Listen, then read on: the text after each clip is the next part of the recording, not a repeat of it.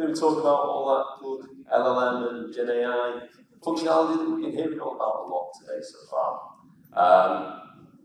My name's Rob Owen. I've been with Sitecore about 8.5 years now. Currently head of developer advocacy. Had a heap of different roles, worked for a bunch of partners and customers before that.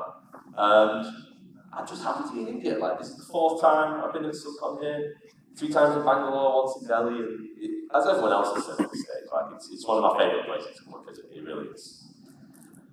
So, before I dive into all the content, I do just want to thank the partners, sponsors. You know, we can't do these events without these people. You know, they're here to support the community and basically give everything back to them. So please go out there and speak to them at their booths and just say thanks, if anything. Okay, so what I'm not going to cover today is like an introduction to AI and LLM. I think Aruna before did a great job of that. I'm just going to focus on a couple of things she kind of touched on. And the first is basically hallucinations with AI. So what is it when we talk about those? When you're looking at it, basically what it is, you'll go and you'll interact with an LLM, you'll ask a question, you'll send your query over, and it'll come back with a response that, you know, if you ask in English, the response will be in grammatically correct English. It'll look legitimate, but it'll be factually inaccurate, or it'll just be like nonsense, really. The problem with that is it erodes trust in the LLM, because people aren't sure whether the answers they get it back are legitimate or not. It can become hard to derive whether it's truthful. This is a huge problem. There's a lot of power in these LLMs. We want people to be able to use this functionality, but if we can't get past this problem of trust, then it's going to limit how effective they can actually be. So I wanted to show you a few examples I managed to find first. These are awesome, I like these. So someone asked, what is the world record for crossing the English Channel on foot? For those who don't know, the English Channel is the body of water between the UK and mainland Europe. It's about 21 miles in distance. So it's not really possible to cover that in foot. Like, you could swim it maybe, but that's not what they were asking. So here you can see they've asked the question in English. The response has come back in grammatically correct English. It sounds quite convincing, but it's just nonsense. It's not real at all. So this is the problem we have here. It's eroding trust in the data that comes back. This is another great one that I like. Now, I'm pretty sure we can both admit that, you know, Shrek and the Mona Lisa are fantastic works of art in their own right, but not many people get them confused. It's a nonsensical answer.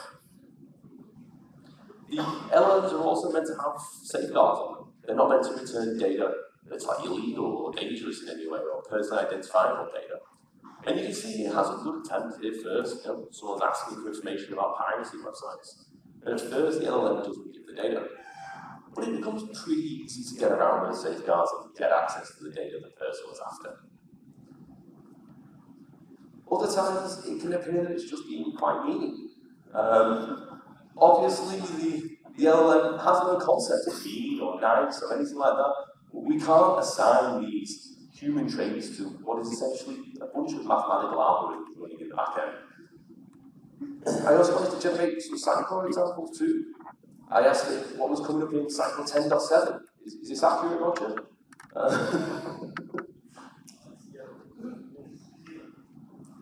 Oh, is this the New Zealand one? Oh, God, yes. So we asked it about SUGCON New Zealand. For those of you who don't know, there has never been a SUGCON New Zealand. We've done SUGCONs in Australia, India, as you're all aware, and the content sounds correct, but the location's obviously wrong, it's not correct. This is what I thought were wrong. SUGCON 10.7 integrating with Managed Cloud 2.3. I don't know whether the LLM can see into the future here, but maybe it's true. We'll find out in a couple of years' time. But you can see it's basically used a lot of data that it has in the back end to kind of guess at the answer. And it comes up with something that sounds legitimate. If someone who didn't know Sitecore wasn't having a background in it, they believe that. It sounds really believable. And that is a problem. So how do we fix it? Well, there's a few ways. The first is to train your own model. So you can go out there and you can train your own model, but there's some downsides to that. So you can basically train it on all your own data, but it's really slow.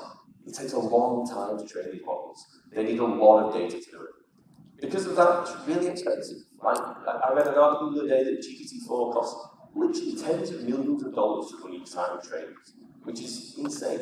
The vast majority of companies cannot afford to do that. It's not a realistic expectation. On top of that, it's still just a point in time. So if you did all this, if you're one of the few companies who could afford to do it, you get all your data, train it in there, build your own model, and it's valid for today. What happens in a month's time when your data changes? Something changes in your industry, something changes in the products that you produce. You then have to go through that same process again. Having that same expense to retrain that model. So again, it's not really an option for the vast majority of customers. The next option is fine-tune. So here you can take an existing model and basically, not retrain it, but you fine-tune how it works using your domain data. But there's some problems with this as well. Because it's originally trained on a much larger set of data, you're now narrowing it down because you most likely don't have as much data as it was originally trained on. Because of that, you can lose some functionality. So you can lose, for example, the ability to have conversations. So you're not going to get the benefits you thought you were going to get out of the model. Again, it's also relying on the quality of the data you've got. Most people probably don't have enough data to successfully train these. It also then ends up lacking external knowledge because you just refined it down to your data. If you wanted to have visibility on external things, it's not going to have that. And again, it's still a point in time. It's just valid for that time when you did the fine-tuning. If your data changes, if your industry changes, it's not going to have that new data. So, is there a better way to do this? Luckily there is. That is Retrieval Augmented Generation. And that's kind of what I want to talk mostly about today. So it gives you the ability to ground queries using your domain data. And what we mean by that is it uses existing models that are out there, but through prompt engineering, you're just going to refine what data you get back. And because of that, we're using existing models now to train our own. It means it's much cheaper. You don't have to go through that retraining or fine-tuning activities. It means we retain all the capabilities as well, the existing model. You chose that model for a reason, and you're going to keep all that functionality. There's also no need to retrain it when the data changes. So if the data changes in the future, you're still going to have all the latest data for it, and we'll see why in a second. So I attended the Microsoft AI conference back at the start of the year, and they had a bunch of sessions on that, and it was really interesting. And this is one of the architecture diagrams that it shows. So here you can see the user comes along, they've got their app in their mobile phone, they make a request over to a server or an orchestrator, maybe a website of some kind. As they make that request, what happens first is it takes the query, passes it over to Azure AI Search, and that's previously indexed all the domain data for them. So they have data in files, databases, websites. You query that, you get that data back, then that is all passed into OpenAI to basically talk through prompt engineering to ground that query just to return data from that response. And I was sat there watching all this content happen, and I got like a light bulb going off at this point, because that area in the top right, like Sitecore has a problem just like that. We have Sitecore Search. Sitecore Search is there to index repositories of data and expose it via API. So I basically went home and started thinking about how I can have a play around with this and just see if I could get it working myself. For those of you who were at SUGCON last year here, I spoke a bit about Sitecore Search, and we planted it on the developer portal. So we've got an instance already for you to use. We've got about 15 different sources in there now, I think. Heaps of different content. We've got loads of website content in there. We've got information about repositories. We've got YouTube information in there. Loads of different content. So I started thinking about how I could actually leverage this. And it tied in pretty well with a project we ran later last year, which we haven't really talked too much about. And this was part of an internal hackathon we did at Sitecore. So kind of late last year, there was a hackathon internally, and teams would get together, and we had once every 3 weeks just to build something cool with AI. And me and a couple of colleagues, we ended up building a chatbot for the dev portal. Originally, what we built was kind of a chatbot with a memory. So we had CDP and personalized on the back end, and that was pretty cool, but I'm not going to talk too much about that today. What it allowed me to do is have a chatbot ready built, which I would then use to test out these RAG things. So we're going to take a look at it in a second. I think you guys might like to ask me some questions yourself. So I've got a Microsoft form here. I'm just going to have a sip of my drink. If anyone wants to scan that in, you can go and ask the question in a second. We'll log in again. I've got a few other questions that I've been preparing ahead of time. So we've got a few to run with, but think of any more entering, and please be polite, you know, like one of my managers is here. I'd like to still have a job when I get off stage. But, okay, so let's do a couple more slides and then we'll see it in action. So, if you think that's the Microsoft slide that I just showed you, this is kind of the version of it we're going to be doing today. So, the user comes along, they access the dev portal, the chatbot which appears, and then as you enter your query, you interact with it. First of all, it passes that data over to search. Currently, I'm only querying 3 of the sources. So, Sitecore.com, the changelog, and the developer portal. That kind of gave me a balanced set of data that I could work with. I think we're going to expand it out to the other set over time, but this is still very much a POC, so we're still in the process of kind of building this out and seeing how it feels. And that's the summary, so I won't do that yet. I think we'll take a look at it in action. Okay, so can we switch over to the slide, to the deck? Okay, here we go. So we have a chatbot here, and we're going to be speaking with our good friend Roger today, who's going to be helping us with our questions. So what happens is, you click on here, it says, you know, we can ask Roger, he's our personal assistant. So we click on it away, and here we go. We can tell I've obviously got a job in image manipulation if we need down the track. But where do we start? So I wanted to try and think of an example which shows this is using up-to-date data. We're using GPT-4 on the back end for the model, and that was, I think, last updated kind of mid-last year when I checked last. So I was thinking of what's changed recently in Sitecore. And the easiest one is we've got a new CEO now. So let's see if it knows about that. So you can ask, who is the Sitecore CEO? Okay. So it's going to go to search, it's going to get the data back. Then it's going to pass that data into Azure OpenAI to basically handle that response in a chatbot. So here we go. David Flanagan is the CEO of Sitecore. That's pretty cool, I like that. But because this is built on an LLM in the background, you can start to interact with it. So you can ask, okay, when was he appointed? Well, this is going to test my title today. I think it was sometime in April when he was made CEO officially. So there we go. April 24. Okay. Let's keep going. What was his previous role? So Dave was the CTO before taking over as the CEO. There we go, you see he was the CTO then. So you can also kind of take it off on another challenge. You could be like, who is the new CTO? You know, we all heard from Roger before, so hopefully Roger knows who he is himself. Let's find out.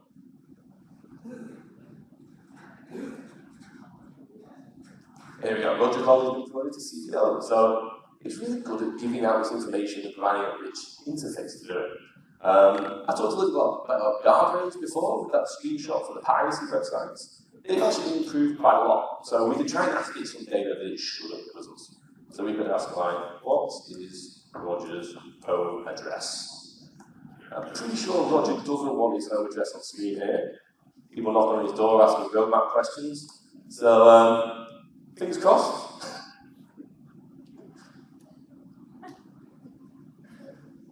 It's running a little slow over Wi-Fi, but there we go. Not able to provide personal information. I think both me and Roger were relieved that didn't work.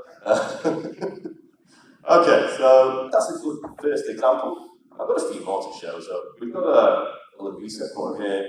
We can clear that, but I think I can refresh the page and we'll see if we can get someone else to help. Andy's always so helpful. Here we go. So we can click on Andy and, like, I know Andy knows lots about XM Cloud, so we can ask him something about XM Cloud. We could ask him what are the latest changes in the XM Cloud base image. If you look in the background, you can see down there 15292 was recently released. And here we go, it pulls up from it.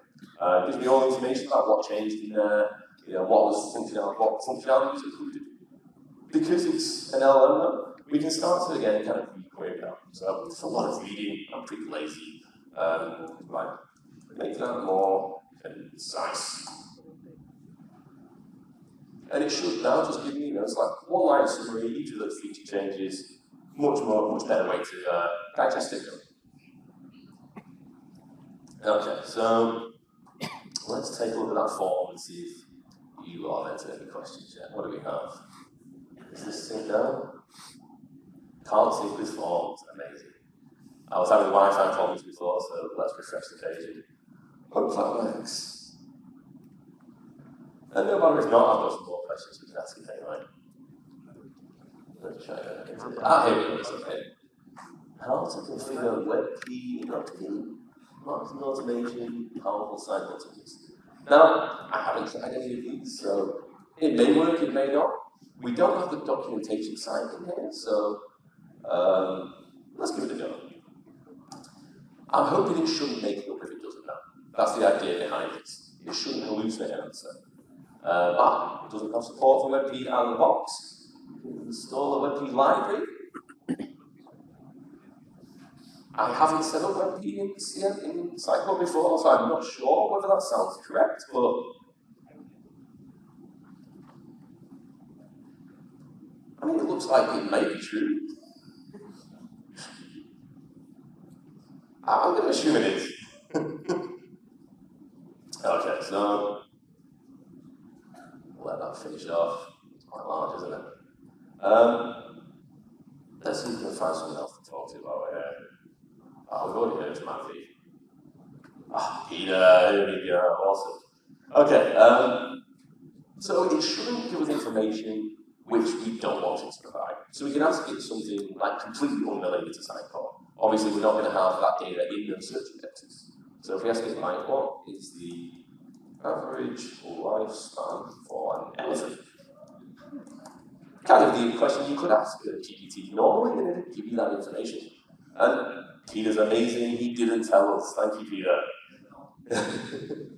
Another one I quite like is we have all the Sitecore.com information there. So you can ask it things like, are there any upcoming Sitecore webinars scheduled? They're all listed on Sitecore.com. So this should go over to search, query that data, and it looks like Sitecore.com might not be updated because it's got something from last week, but June 6th, so that's today, so that's an upcoming webinar, and then June 18th, so really handy way to get this data. It's also providing a link to the events page, so it's going to take us over to where that data comes from as well. Pretty cool stuff. I just want to show this kind of behind the scenes how this is working now. So if we clear that out, bring dev tools, yep, so we've got the networks tab here. So as I said, it's going over to search, making a request to that, taking that data back and then passing that over to Azure OpenAI. Realistically, if I was doing this in a production setting, I'd probably handle that all server side. So I make a single request from the browser to the server would go and make those two requests and come back. Currently, I have it all going through the browser. As I said, this is still very much a POC, but it's handy for this demo because now I can show you those two requests that we made. So let's try it. Let's do, okay. What can you tell me about Sitecore 10.4? So it's going to have a couple of other requests in here, but you can see that the first one's going to go to Search API. So we take a look here, we can see the payload, the query that we sent over. And the response is, it's a big warm-up JSON. I'm not going to show it in here, but we'll flip over and see it in a second. It takes that data, and then it passes it over to the chat API, which makes the request over to ChatGPT. GPT, we have the query in here. What can you tell me about Sitecore 10.4? The history. So it's got the history of the chat through there, if you're doing a multi-stage chat, so it'll be able to interact with previous questions.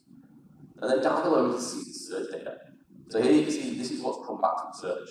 So it's basically, currently I found it was pretty well in the top 5 results. But you can see here, one down here, it's not readable, it's quite small. But that's basically a bunch of text describing the 10.4 release. So you're passing that in through prompt engineering, and then basically the LLM is going to reformat it, package it up as a chatbot, basically. It's pretty cool. Okay, so if we can go back to the slides. We'll take it back to Peter. Bye, Peter.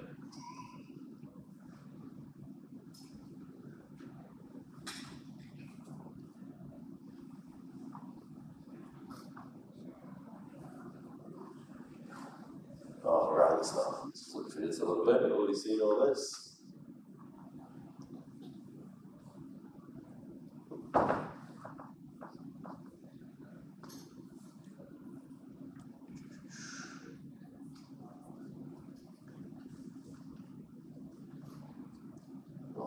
these slides. Okay, awesome. So I really enjoyed building this out, but it's a bit weird working with LLMs. Like, if someone's written code for a very long time, you kind of train that if you write a method or a piece of functionality, if you put the same input in, you get the same output out. It's deterministic, basically. That's not always the case in LLMs. You need to think more probabilistically instead of deterministically. A good example is the CEO set of questions I asked at the start. I've tested this a bunch of times, ran it for other people in the company as well, and I showed them this. And I get a slightly different response a lot of the time. It always tells me it's dead. It always gets the right answer. Well, sometimes it'll give me the one-line answer, like we saw today. Other times it'll give me a whole paragraph saying, Dave's new CEO, who was the CPO, who came from Boxer, yada, yada, yada. I'm glad it gave me the single line one, because it allowed me to kind of build on that and ask more questions. But it shows that you never really know what you're going to get back. So it's definitely a different way of working. As I said, it kind of shows that 1 plus 1 isn't always 2, which kind of tickled my brain a little bit. I'm trying to think about all this.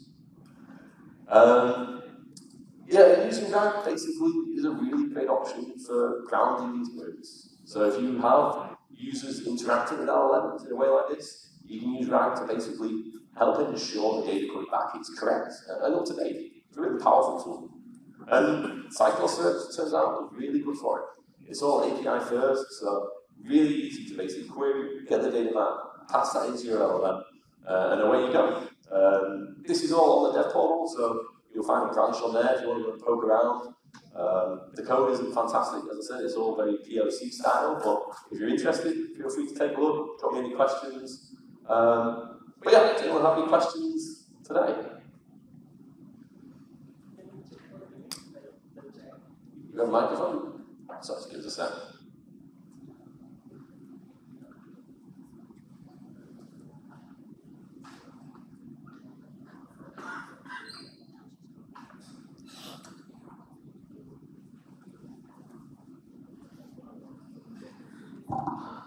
Can we ask the chatbot for image of flagging? For what, sorry? Image. It wouldn't be able to do images, I don't think. It's all text-based. Yeah, because we're getting text back from search. So you could build that in, I imagine, but yeah, you'd have to extend it, I reckon. Currently, it's just set up to do text conversations. Yeah. Any other questions?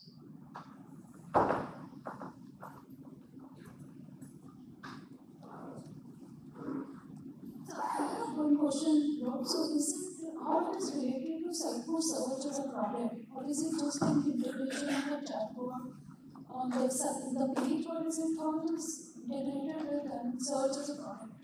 So Search hasn't been extended or customized in any way. It's all API first.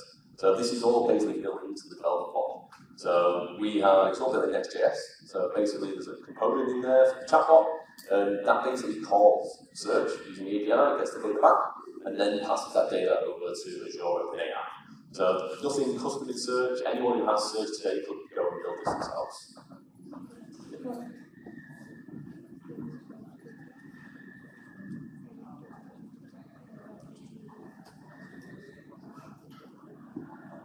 Just where can we get the source code for us to explore? Sorry? Source code for Yes. Can we go back to the computer?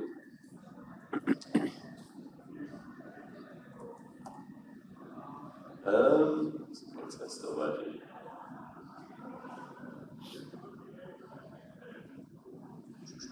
Yeah, so it's all over the source of GitHub. So if you go to the developer portal, there's a branch in there called AI Contract. So if you look for that, then you can check it out and take a look and have a play around with it. As I said, it's not production ready code or anything. I don't want code reviews like that.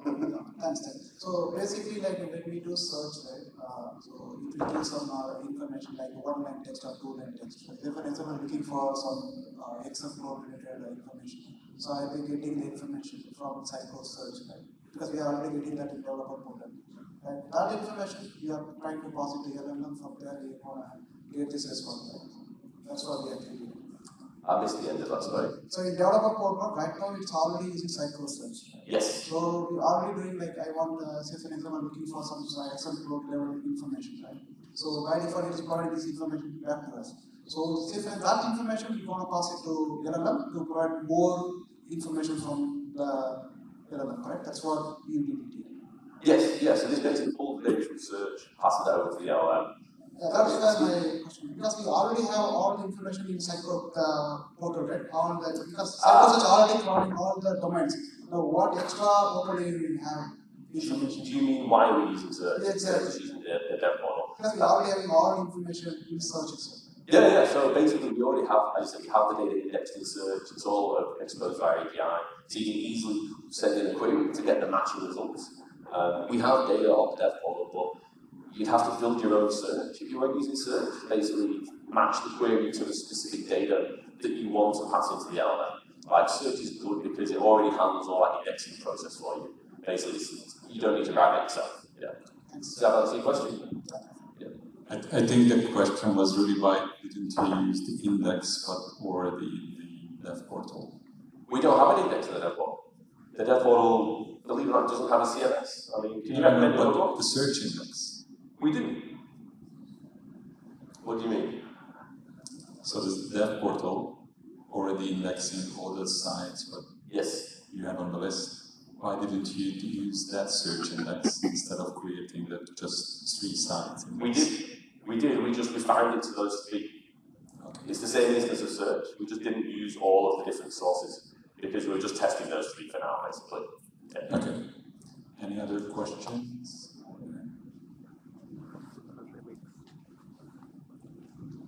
Thank you. I just have one question. So say for example, it is only related to Sitecore Search, or do we have possibility to integrate with any other search platform as well? For example, I have a Coview, okay, where I have indexed some of my .NET data frames. Okay.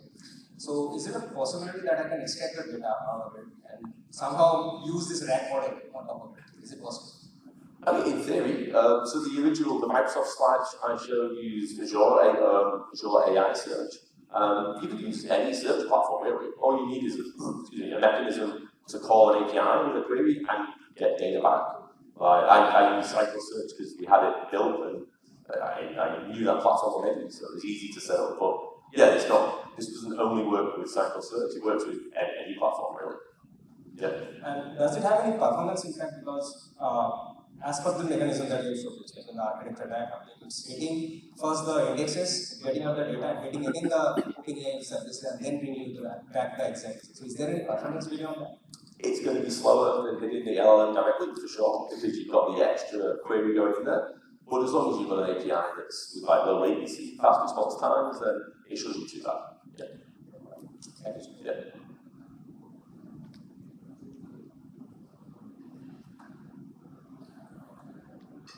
All good? Okay, thanks a lot, guys.